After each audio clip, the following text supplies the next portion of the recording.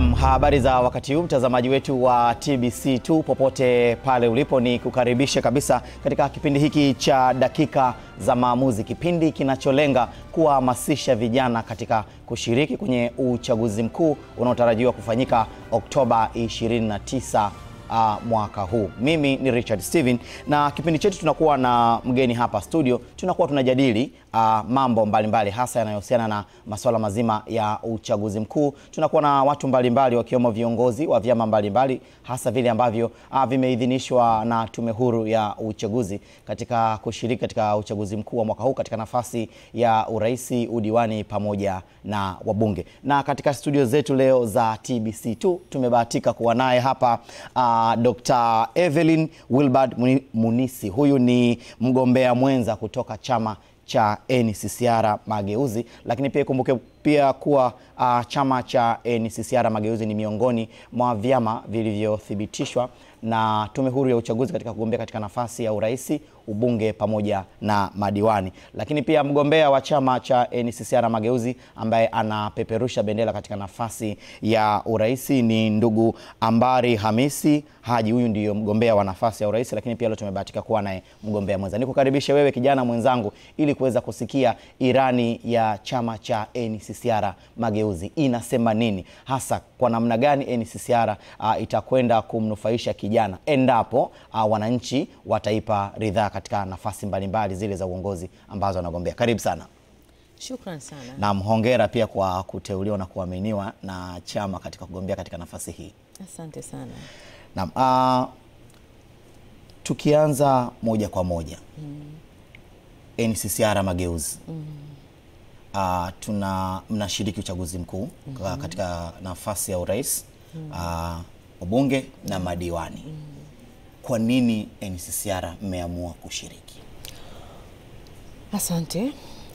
NCCR Mageuzi tuliamua kushiriki uchaguzi kwanza kabisa kwa sababu ndio lengo kuu la chama cha siasa, kushiriki uchaguzi ili kuchukua dola. Tusiposhiriki uchaguzi maana yake ni kwamba tunataka chama ambacho kiko madarakani kiendelee kuongoza. Sasa sisi tunafanya nini yani sisi tunakuwa hatuna maana ya kuwepo kama chama. Lakini pili, katiba yetu inataka hivyo.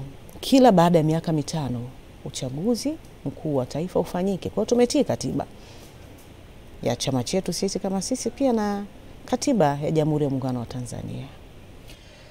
Mmetumia vyema haki yenu ya kikatiba. Tumeitumia vyema kabisa kabisa. Naam, TBC2 sisi tunapenda kuhamasisha vijana. Tuna kampeni yetu, tuna kampeni ya tiki ya kwanza kwa wale vijana ambao ni kwa mara yao ya kwanza kushiriki katika uchaguzi mkuu. Lakini kabla tujakwenda huko, labda kwa tafsiri ya NCCR Mageuzi, tunapomzungumzia kijana tumemtafsiri vipi katika irani ya chama cha NCCR Mageuzi? NCCR Mageuzi tunamtambua raia mwenye umri wa miaka kuanzia 18 mpaka 35. Anatambulika kama kijana. Miaka 18 mpaka 35. Ndio, anatambulika kama kijana. Kama kijana. Na ndiye mpiga kura kuanzia huo umri. Ndio mpiga kura. Na ndio watu ambao mnaenda kuwaomba idhini ya kuongoza katika nafasi mbalimbali kwamba wawachague. Tunaomba wananchi wote, lakini vijana ni kundi maalum. Naam. Ukiangalia kwa mujibu wa taarifa ya sensa ya watu na makazi ya mwaka 2022, inaonyesha kwamba vijana ni 34.5. Ni kundi kubwa sana. Ilani ya chama cha NCCR Mageuzi inazungumza nini hasa katika swala zima la hawa vijana? Ilani yetu kwa upande wa vijana kwamba kwanza tumewapa upendeleo na upekee sana. Sisi tunataka vijana washiriki katika ngazi zote za maamuzi. Ninaposema ngazi za maamuzi ni hakuna maamuzi yoyote yatakayofanyika kuanzia huku shinani kwa mjumbe wa nyumba 10 bila kijana kuwepo. Kata, maamuzi yote yatafanyika kijana awepo. Na kwenye halmashauri pia maamuzi yatafanyika, mabaraza yote ya ushauri na chochote kile, vijana lazima wawepo. Na ngazi ya taifa pia. Kwa sisi tutakachofanya, tutahakikisha baraza la vijana la taifa litaundwa na kuboreshwa vizuri sana, ili vijana wawepo kila mahali, wajumuishwe kwenye maamuzi yote ya kitaifa, kuanzia mikataba na mashauri yoyote ya kitaifa. Kijana lazima ashiriki. Na kwa namna nyingine, kijana ni mtu muhimu, na hii sisi tunaona na tumefanya tafiti zetu, itaondoa minong'ono, manunguniko na kuona kijana ametengwa, kwa sababu mashauri na maamuzi yoyote yanayofanywa pasipo kuwepo kijana au mwakilishi wa vijana, wenyewe mnaona madhara yake ni makubwa. Wanaolalamika na uchochezi, yani wanaoathiriwa na uchochezi, yani yale madhara chanya kwenye uchochezi ni vijana. Wa kwanza ni vijana, kwa sababu hawajumuishwi, hawashirikishwi maamuzi yoyote. Mikataba tunaona inafanyika, maamuzi tunaona yanafanyika. Hapa tuna mchakato ya katiba mpya tunaona, lakini tuna mambo mengi yanakuwa yakifanyika, vijana wanalalamika hawashirikishwi na hawajui. Wanakuja kushtukia taarifa zimetolewa, wanakuja kushtukia ripoti zimetolewa, lakini vijana kama vijana, wawakilishi wao kwenye baraza ambalo tutaunda, wakishiriki kwenye kila kitu, wanabeba mawazo ya vijana wenzao huku nyuma, wanayapeleka, yanafanywa kazi, mambo yanakuwa yanaenda vizuri. Mpaka tunafika katika mchakato huu wa uchaguzi mkuu, manake kulikuwa kuna mchakato wa ndani ya vyama. Ndio. Nataka nifahamu, mmesema miongoni mwa sera zenu ni pamoja na kuwainua vijana katika mbalimbali za maamuzi. Ndio. Katika mchakato wenu wa kuchagua wawakilishi watakao kwenda kusimama katika ngazi ya madiwani, wabunge na mpaka urais, je, vijana walijitokeza? Mliwapa nafasi kwa namna gani kabla tujafika sasa huku nje? Ngazi ya udiwani vijana walijitokeza kwa wingi, na 60% ni vijana. Ngazi ya ubunge 85% ni vijana. Kwa hiyo vijana wamepata nafasi kubwa sana kwenye chama chetu. Sisi tunasimamia ilani yetu inavyosema. Ilani ya chama cha NCCR Mageuzi, endapo kitapata ridhaa, ilani yake ya 2025 mpaka 2030, unaweza kutubainishia maeneo 10 ambayo huenda yakawa ni kipaumbele chake endapo watapewa ridhaa na wananchi? Asante sana. Kwanza kabisa tuna muafaka wa kitaifa. Muafaka wa kitaifa ambao ndio utakaoleta maridhiano na taifa kuwa na muafaka, kwa sababu bila muafaka hapana amani. Bila muafaka hakutakuwa na masikilizano. Bila muafaka hapata kuwa na maendeleo yoyote. Naam. Sera yetu ya muafaka wa kitaifa hii itajumuisha vyama vyote kukaa mezani kujadiliana. Itajumuisha itikadi zote kukaa mezani kujadiliana, na watu wa aina zote kukaa mezani na kujadiliana, ili kufikia muafaka katika mustakabali mzima wa kuliendeleza taifa letu katika nyanja zote, ikiwemo ya kiuchumi, kiimani na katika kila kitu, kwa sababu tunaamini taifa ni watu, na ili uweze kusimama imara lazima uwe na watu ambao mnakaa mezani, mnazungumza, mnaridhiana jambo, kila mmoja awe na amani. Kwa muafaka wa kitaifa sisi ni kwa ajili ya kuleta amani na maridhiano. Unaona kuna TCD, sawa? Ile TCD ni inaendana na muafaka wa kitaifa, kwa sababu vyama tunakaa tunakuwa na sauti moja. Na kwa hili nimpongeze Mheshimiwa Rais kwa sababu ya TCD. Na ilikuwa ni sera yetu ya muda mrefu sisi muafaka wa kitaifa. Hata 2020 pia tuliinadi kwenye ilani yetu muafaka wa kitaifa. Lakini ipo tangu huko nyuma muafaka wa kitaifa. Kwa hiyo kwa yanayoendelea mpaka sasa muafaka wa kitaifa unaendelea kufanya kazi, lakini sisi NCCR tutakuja kuboresha zaidi. Katika maeneo yapi hasa? Katika maeneo ya kwanza kabisa kisiasa. Kwa nini kisiasa? Kwa sababu siasa ndio kila kitu kwenye taifa. Ili uchumi uwe imara na endelevu ni siasa. Ili amani iwepo ni siasa. Ili watu wawe na furaha, ili maendeleo yawepo, basi siasa iwe imara na iwe bora na inayokidhi matakwa ya wananchi. Katika kuendeleza taifa letu, tunaona vyama vingi tunataka kushiriki katika uchaguzi mkuu ili kushika dola. Lakini kama hatuko vizuri kisiasa, hatuna maridhiano, hatuna maafikiano, hapa tu tunashiriki uchaguzi, lakini tusipokuwa na muafaka baada ya uchaguzi kwamba tumeafiki, aliyeshinda ameshinda, ambaye hajashinda hajashinda, hakuna kitakacho, yani hakuna kitakachoendelea tena pale, itakuwa ni mtafaruku. Lakini muafaka ndio unaleta vitu kama hivyo.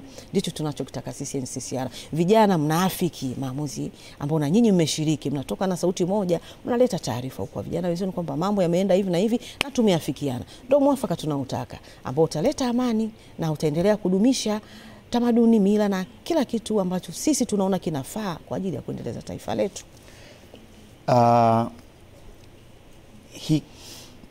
Hiko ni baadhi ya vipaumbele ambavyo vipo. Baadhi ya vipaumbele ambavyo vipo. Hivyo ndio muhimu sana. Naam. Na vingine pamoja na vipi ambavyo mwananchi anayetuangalia sasa hivi hapa anaweza huenda kikamuhamasisha katika kufanya maamuzi yake? Kwa kuwa nyinyi mnasema na wapa vipaumbele vijana, sisi tuna sera yetu ya mambo ya nje na tuna sera yetu ya mambo ya ndani.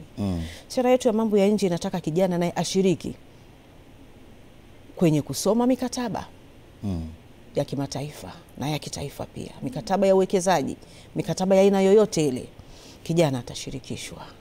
Lakini mbali na hapo, kijana atashirikishwa pia kwenye mijadala ya kimataifa ya aina zozote zile ambao serikali au taifa linatakiwa kushiriki. Basi mwakilishi wa vijana lazima awepo. Naona tulivyowapendelea. Utayari wa vijana katika mpaka saizi katika kampeni ambazo unazifanya na mnaendelea kuzifanya, mnauonaje mwitikio hasa katika maeneo ambayo mnakwenda kunadi sera zenu? Mwitikio wa vijana ni mkubwa sana kwa sababu sera zetu ziko vizuri na ilani yetu iko vizuri, haijamwacha mtu, imebeba kila mtu. Uko vizuri kwa namna gani? Sisi tunajumuisha vijana, hatuachi. Kwa sababu umeulizia vijana. Vijana tunawajumuisha kwenye kila kitu. Na tuna uchumi jumuishi pia sisi.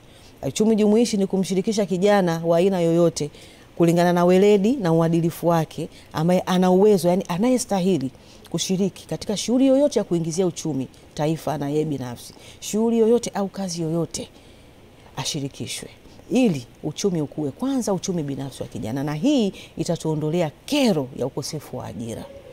Tuna viwanda, tuna kilimo, tuna malighafi nyingi sana. Lakini ili tufikie uchumi unaokuwa, ule uchumi wa mtu mmoja mmoja, kwa sababu kusema uchumi unakuwa sio kusoma ripoti tu tumefikia asilimia ngapi, tuko wangapi, sawa, ni kuhakikisha wewe kwanza uchumi wako umekuwa. Mimi huwezi kuniambia uchumi umekuwa wakati mimi bado niko duni tangu mwaka 2020 mpaka leo niko pale pale sijakuwa popote. Sintokuamini. Na vijana nao ndicho wanacholia. Mambo yako vile vile, mna msemo wenu vijana mnasema leo ni afadhali ya jana. Sawa, kila kukicha afadhali ya jana. Sisi NCCR tunaiondoa hiyo afadhali ya jana. NCCR tunataka kijana ashiriki katika shughuli zote za kuendeleza uchumi. Na jambo lolote, tunaweza kusema tolea mfano kiwanda au chochote ambacho kipo kwenye eneo kwa ajili ya kuingiza uchumi wa mtu yoyote yule, iwe mwekezaji kutoka nje, iwe mwekezaji kutoka Tanzania, basi mnufaika wa kwanza awe kijana wa lile eneo ambaye anastahili. Na sio kijana tu, ana sifa na anastahili kupata nafasi pale, apate bila masharti magumu. Mazingira yawe mepesi kwa vijana. Kuna misemo mbalimbali imekuwa ikiendelea kuzunguka katika tafsiri ya vijana wengi sana. Lakini pia tafiti nazo pia zimekuwa zikiendelea kuonyesha kwamba hakuna taifa ambalo limeshawahi kumaliza matatizo ya vijana kwa sababu watu kila siku wanazaliwa na watu kila siku wanazidi kuongezeka. Lakini pia katika eneo la ajira pia kumekuwa na hazitoshelezi. Lakini kuna fursa ambazo zinaweza zikaanzishwa na zikawa kama sehemu mojawapo ya vijana kwenye kujikwamua kiuchumi. Nataka nifahamu irani ya NCCR Mageuzi katika swala zima la utengenezaji wa fursa kwa vijana imesema nini? Sisi la kwanza kwenye kusema. La pili, jambo la kusema ni jambo la kwanza, lakini utekelezaji ni jambo la pili. Imesema na itatekeleza kwa namna gani? Kwa kwenye hilo NCCR Mageuzi, kwanza tumejikita katika kuibua vipaji. Kwanza kuibua. Sawa. Kwa sababu kijana anaweza akawa ana kipaji lakini yeye hajui na hatambui kama anacho. Sisi tutakuwa tunaibua vile vipaji. Lakini mbali ya kuibua, tutakuza vipaji vya wale ambao tayari wameonekana. Kwa ubunifu wa hali ya juu sana. katika kuwasimamia, lakini pia kuleta elimu mbalimbali kutoka kwa wadau mbalimbali ndani na nje ya nchi katika kukuza hivyo vipaji, katika kuwajengea vijana uwezo, sababu wapo vijana wanaweza kufanya mambo ambao hawakwenda hata darasani. Wewe mwenyewe unajionea, kuna vijana wanatengeneza nyumba za mabox, sawa, kuna vijana wanatengeneza ndege kabisa, vijana wanatengeneza helikopta, sawa. Sasa wale ni watu wa kuendeleza vile vipaji, sio kuibua. Tayari ameshajiibua, tunaendeleza vile vipaji. Lakini NCCR Mageuzi tumeona kwamba vyuo vya sanaa ni vichache hapa Tanzania. Kikubwa ni kile pale cha Bagamoyo tunakitegemea, si ndio? Lakini hapa chuo kikuu wapo, sawa. Sisi NCCR tutaongeza hivyo vyuo na kujiungwa kwa masharti mepesi sana, sawa, ambao kijana wote mwenye uwezo, basi kunakuwa na vitengo vile ambavyo vinakuwepo pale. Kijana anataka kuimba, kijana ni mwigizaji, kijana anatengeneza kitu. Kuna mafundi mchundo ambao hawajaingia darasani, wamezaliwa hivyo na wanapiga dai waka kwa mafundi mpaka anajikuta anaweza. Sasa yule sio mpaka mtu atafute injinia kule, yule anataka chuo tu kinamuidhinisha kwamba huyu amefudhu, anaweza. Yani tunataka vitu kama hivyo kwa vijana, wasiishie kuwa madai waka kwa mainjinia, wasiishie kuwa madai waka kwa watengeneza barabara. Kijana ana kipaji na ameonesha anaweza, basi sisi NCCR tutahakikisha anaidhinishwa. Katika kampeni mnazofanya, mnawapa nafasi vijana labda kuzungumza, kuuliza maswali? Wanapata hizo nafasi. Wanapata nafasi za kuzungumza na kuuliza maswali pia. Unakumbuka swali gani ambalo kuna kijana alikuuliza katika kampeni za hivi karibuni? Kwenye kampeni za hivi karibuni nakumbuka ni Kigoma, kijana aliuliza, mnashiriki uchaguzi kila mwaka, hamshindi. Sasa mnatuhakikishia vipi kwamba saizi mtashinda? Kwamba tunaibiwa kura kila mwaka. Tunashiriki uchaguzi, tunapiga kura, lakini kura zetu zinaibiwa. Nikamjibu, nikamwambia kwamba yaliyopita si ndwele, tugange yajayo. Huko nyuma kama kura zilikuwa zinaibiwa, saizi hakuna kura itakayoibiwa. Na ili sisi tushinde, ni wewe kutupigia kura na kuhamasisha vijana wengine watupigie kura. Huo ndio ushindi wetu. Naam. Kwa nini sasa vijana au wananchi pia kwa ujumla wawape ridhaa NCCR Mageuzi katika swala zima, katika nafasi ya urais, wabunge na madiwani? Wananchi au Watanzania kwa ujumla watupe ridhaa NCCR Mageuzi. Sisi hatuombi mitano tena, sisi tunaomba mitano kwanza. Sawa, tumewapa watu mitano, watu wamepewa mitano. Hakuna, yani kuna wengine hakuna hata walichofanya. Angalau saizi tunaona SGR, angalau saizi tunaona mambo mengi yanaendelea, mambo mazuri. Angalau saizi tunaona hata amani ipo. Mimi nimeshiriki uchaguzi 2020, niligombea jimbo. Mimi nilishawahi kukimbia jukwaani kwa sababu nimeona tu gari ya polisi inapita pale. Sijui unanielewa? Nilikimbia jukwaani kwa sababu niona gari ya polisi inapita pale. Tulikuwa hatuna amani, hatuna raha. Yaani unashiriki uchaguzi kwa kujificha. Mimi nilikimbia nyumbani kwangu, nikaenda mahali, maki mnatishwa. Lakini saa hizi sisi tunafanya kampeni, polisi wanatulinda wao. Unaona amani ipo. Tangu tumeanza kampeni mpaka sasa, hakuna mgombea aliyetekwa, hakuna mgombea aliyepotea. Huko nyuma haikuwa hivyo. Kwa hiyo sisi tunashiriki uchaguzi, kwanza tunaona amani ipo. Sawa, vinginevyo tungekimbia, sasa hizi yani tungekuwa na tafrani, hatujui watu wako wapi, tumejificha ficha huko.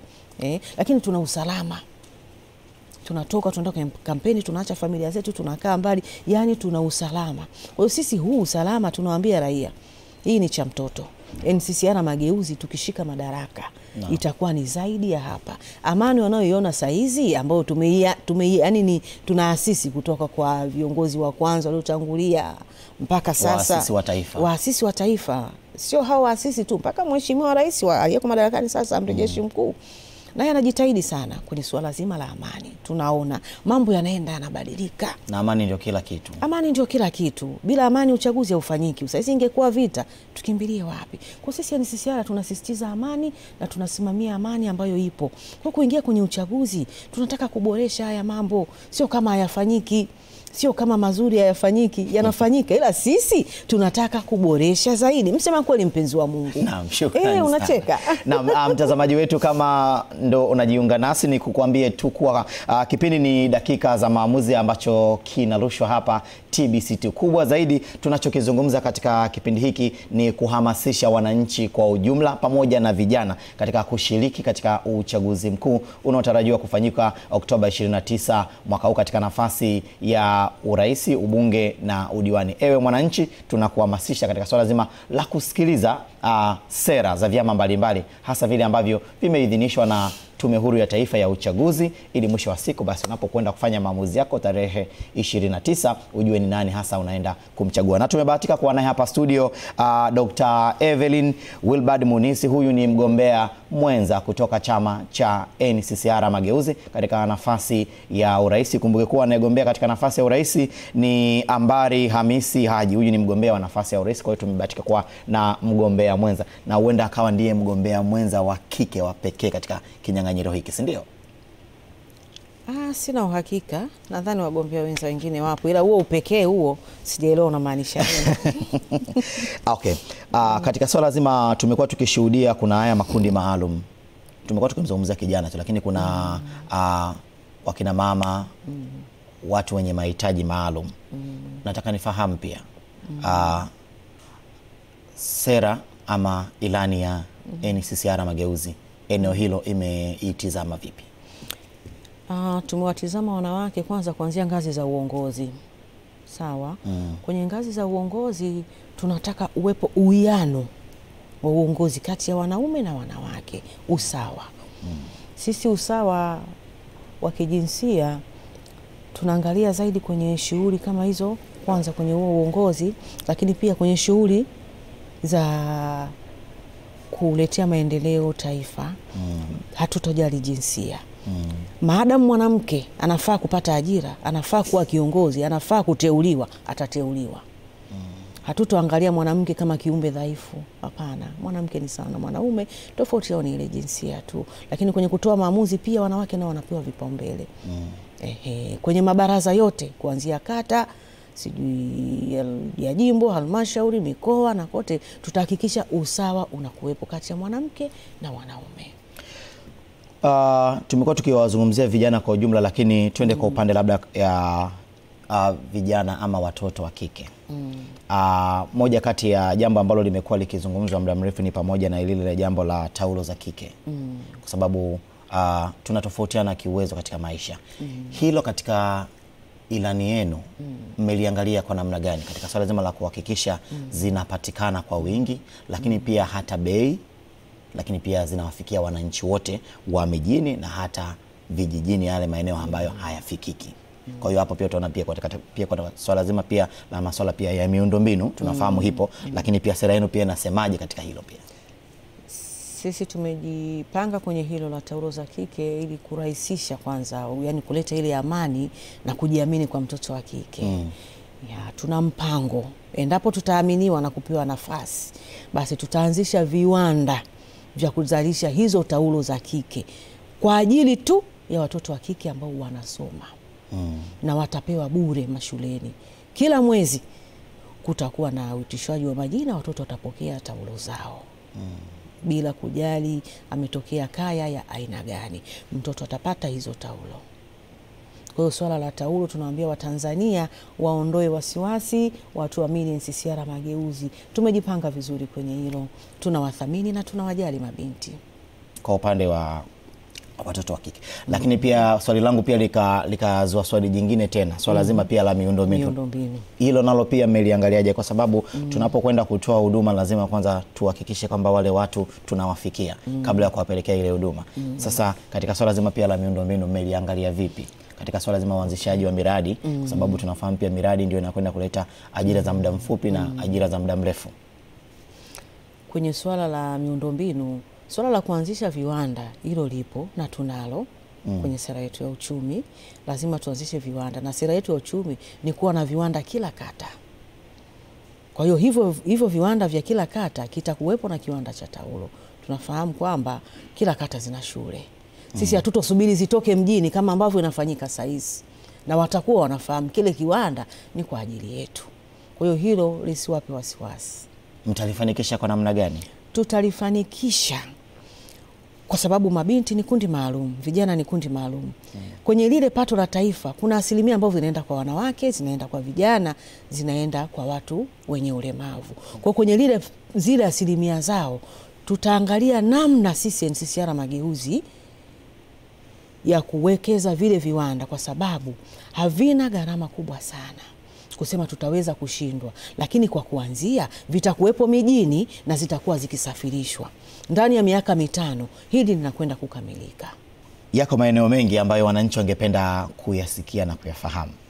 Miongoni mwa maeneo pia ambayo ungependa ama chama kwa ujumla kingependa kuambia wananchi ni pamoja na maeneo yapi?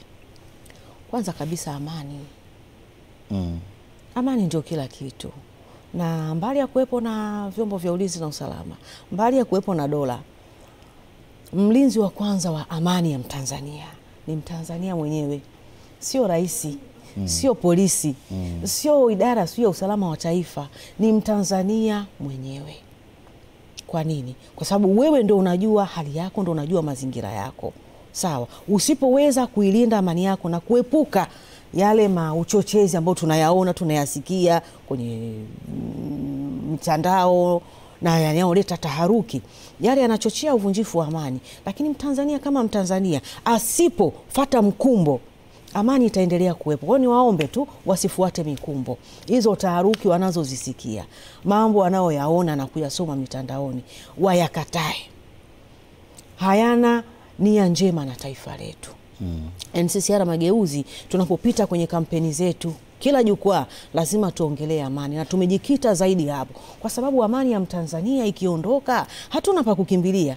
Majirani zetu tunaopakana nao wao ndio wanakimbilia kwetu. Tumeenda Kigoma, tumepita pale kwenye kambi ya wakimbizi, tulikuwa na mjadala mkubwa sana na viongozi wenzangu. Sasa haya mauchochezi yanayotokea, hawa wanakimbilia huku, sisi tutavuka kwenda wapi? Tukafe kule. Kwa mimi niwaombe tu wa Tanzania, yanayoleta taharuki wayaache, wawapuuze. Hawana nia njema na taifa letu. Kwa maslahi mapana ya taifa letu, tudumishe amani. Tuisimamie na tuilinde amani ya Mtanzania, na hiyo tarehe 29 wasitishwe, wasijazwe hofu na chochote ambacho kinakwenda kutokea. Amri Jeshi Mkuu ametuhakikishia hakutakuwa na nywinywi wala nywinywi. Tutatoka kwenda kupiga kura. Mtanzania atoke kwenda kupiga kura, ni haki yake ya msingi.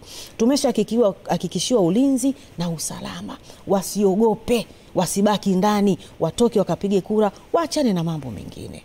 Tuko ukingoni. Ongea na wananchi wanaokuangalia sasa kupitia TBC2. Vijana ni waombe, msichague viongozi mnaowapenda. Umeelewa? Chagueni viongozi wanaofaa kuwa viongozi. Unayempenda unaweza kumchagua kwa mapenzi tu na hawezi kuongoza.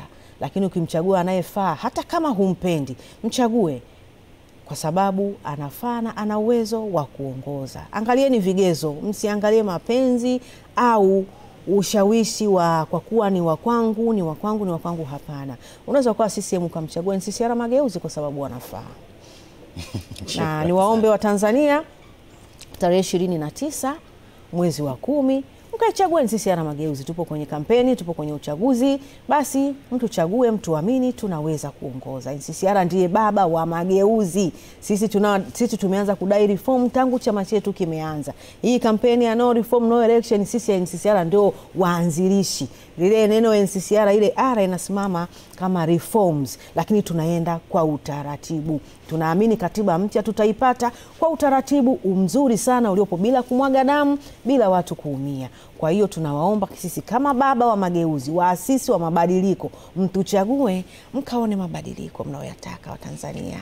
Na mtazamaji wetu, tulibahatika kuwa naye hapa studio Dr. Evelyn Wilbard Munisi. Huyu ni mgombea mwenza katika kiti cha urais kupitia chama cha NCCR Mageuzi, ambapo mgombea katika kiti cha urais ambaye ni ndugu Ambari Hamisi Haji katika chama cha NCCR Mageuzi. Lakini kubwa zaidi ni wewe kijana sasa kutumia nafasi iliyopo kwa sasa. Kampeni zinaendelea katika maeneo mbalimbali, viongozi mbalimbali wananadi sera zao katika nafasi nafasi ya uraisi, ubunge na madiwani. Ewe kijana popote pale ulipo, chukua muda wako, pitia sera za vyama mbalimbali, angalia mgombea gani unamtaka, ili mwisho wa siku basi katika meza yako ya maamuzi ama zile dakika zako za maamuzi tarehe 29 ya mwezi wa 10 ukaenda kumchagua kiongozi unayemtaka ambaye utaona wewe anafaa. Lakini pia kwa wewe kijana ambaye ni mara yako ya kwanza na kwenda kushiriki katika uchaguzi huu mkuu, TBC2 tunakwambia tiki yako ya kwanza hakikisha unaitumia vyema